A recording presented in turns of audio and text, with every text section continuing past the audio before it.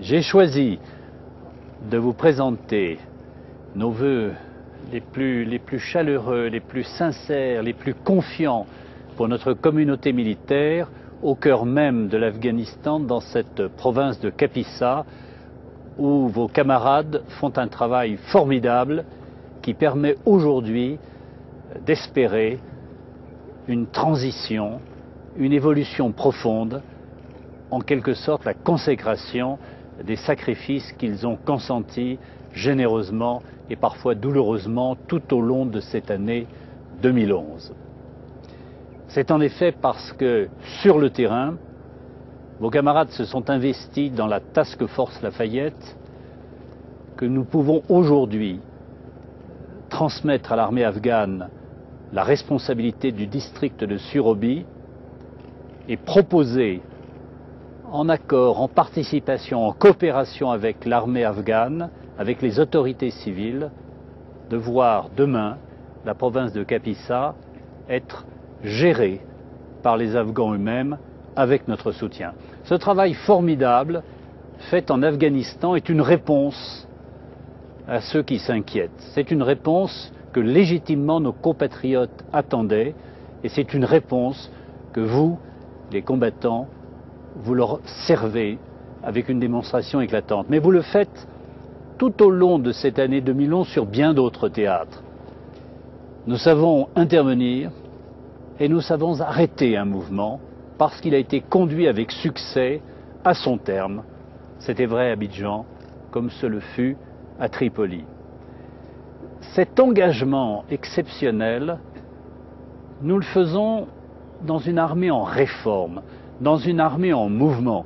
Et je voudrais m'adresser à toutes celles et à tous ceux qui portent ce changement, je dirais, sur leurs épaules, parce qu'ils sont engagés. La mise en place, par exemple, des bases difficiles, mais qui est un véritable changement et qui est une véritable modernisation pour notre armée. C'est l'arrivée dans toutes les unités d'un matériel nouveau, pour lequel il y a à la fois un entraînement, une préparation, une mise en condition opérationnelle, l'image même d'une armée vivante. Et notre meilleure, votre meilleure récompense, c'est que nos compatriotes redécouvrent l'armée française et parmi eux les plus enthousiastes, ce sont justement les plus jeunes, ceux dont les sondages montrent avec clarté qu'ils placent leur confiance dans l'institution militaire.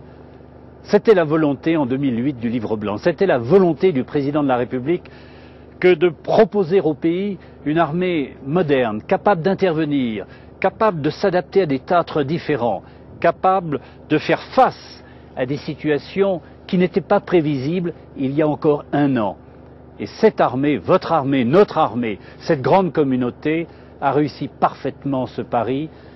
À titre personnel, j'en suis fier parce que j'apprécie l'histoire militaire de mon pays et j'apprécie que les générations d'aujourd'hui et les générations de relève soient à la hauteur des grands anciens.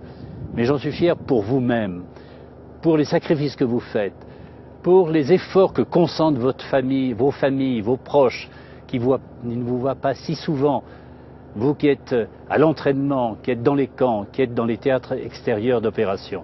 Cette fierté, partageons-la, offrons-la au pays, parce que c'est une chance pour la France, 5e membre permanent du Conseil de sécurité des Nations Unies, de pouvoir dire que sa parole politique, son effort pour la paix, son effort pour que les peuples se respectent et se rapprochent, est soutenu par une voix solide, celle de son armée, lorsque le président de la République le souhaite et le demande.